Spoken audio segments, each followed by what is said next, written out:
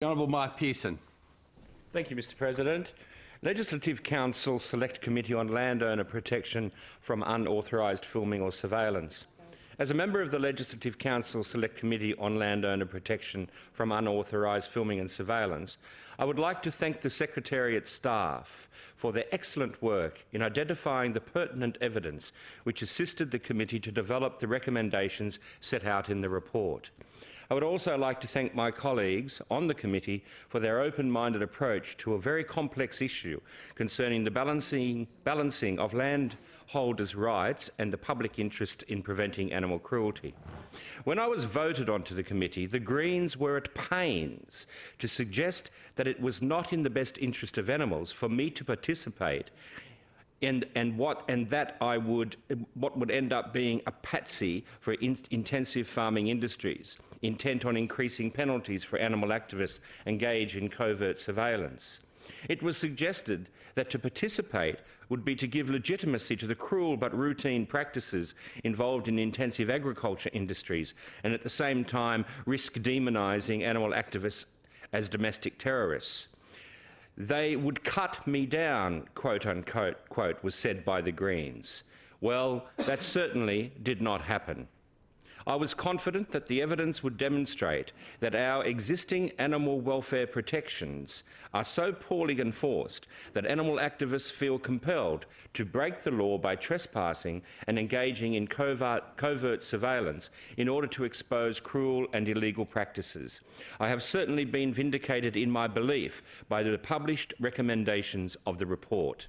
The Greens' criticism of my membership of the committee conveniently ignored the fact that the inquiry was going to proceed with or without input from the Animal Justice Party.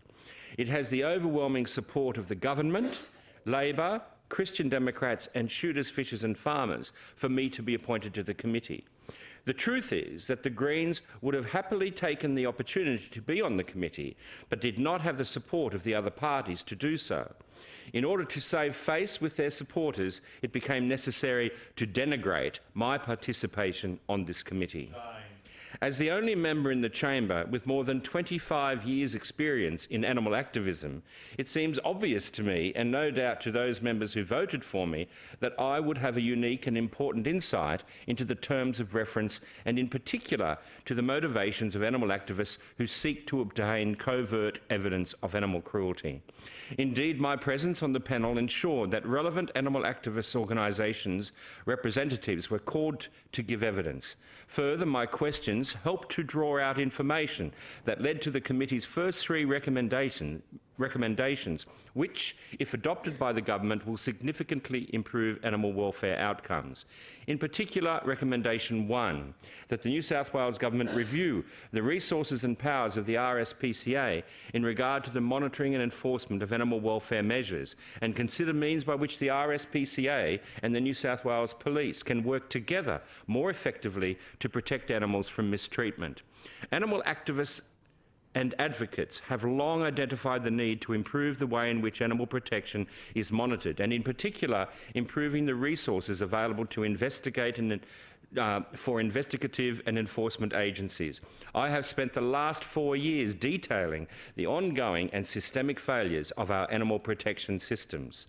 Recommendation 2, that the New South Wales government encourage animal industries to be proactive in engaging with the community and collaborate with animal industries to investigate schemes to increase transparency about food production and animal husbandry practices.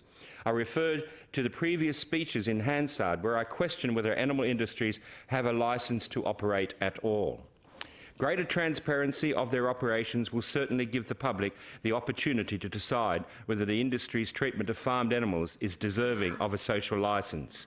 But most importantly, recommendation 3, that the New South Wales government review the Surveillance Devices Act 2007 to consider whether to insert a public interest exemption for unauthorised filming or surveillance. Finally, I would like to thank members for voting me onto the committee and by doing so acknowledging the valuable input the Animal Justice Party would bring to this vexed and contentious area of public policy.